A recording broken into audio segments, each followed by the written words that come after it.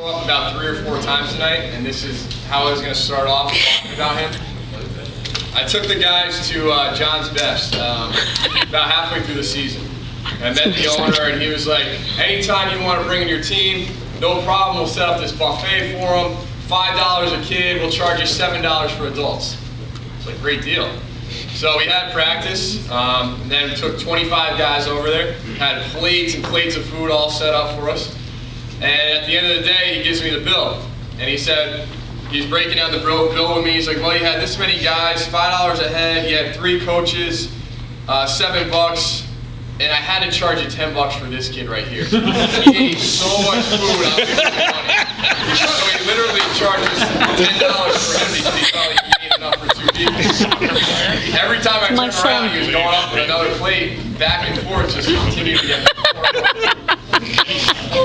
But this is another player that I've had the opportunity and the privilege of knowing for a long time. I've known him since he was a young kid, seen him grow up, and really has developed into a great kid and really like a young adult and a man. And I'm proud of the way that he's really turned out so far at this point in his life. And I remember when he was growing up, so many people would talk about him and say, really good player, he's just too small. And that's always been something that people have always said about him. And one of the things I've always admired about Mike is he's realized that height is just a number. Right? That's really all it is. You can't measure the kid's heart, you can't measure the kid's determination based on his height. The kid is second to none in grittiness, toughness, and basically just whatever he wants to do, he's going to figure a way out to do it. And this is somebody that, I'll admit it, I'm the type of person where if I make a mistake, I'll admit when I'm wrong. Last year, standing up here at this time, I didn't name him captain. I didn't think he was ready at that point in time. And at that point, you could really go one of 2 ways. And I've seen this happen with seniors quite a bit. Guys that don't get named captain, they think, well, I don't care. I'm just going to go through the season. I'll go through the motions. It's not a big deal. Or you can take the higher road, which he did, and say, you know what? I should be a captain. I'm going to prove to coach and everybody else that I deserve to be captain. And before you know it, about a quarter of the way through the season, us, coaching staff, and all the players definitely saw the same thing.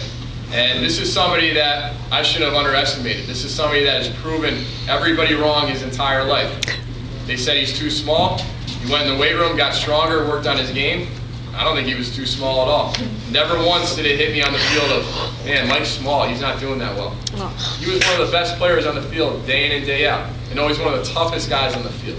And speaking of toughness, this is somebody that played the entire season with an injury. With a major injury, played the entire season.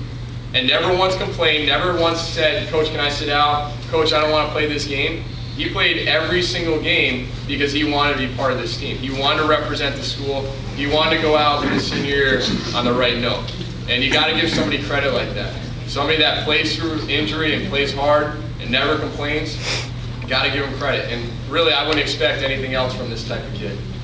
And I'll be honest, I was quite disappointed when he was going into his freshman year of high school. I found out he was going to Notre Dame at Fairfield. I was really looking forward to having the opportunity to coach him, and luckily they came to their senses. And I think Mike would agree, and probably his parents as well, that this has been a pretty good fit for him. And I'm excited to see where he ends up in college. And I know, just like with me and everybody else that's ever doubted him in his life, he's going to prove everybody wrong. He's going to have a great career, like Brian.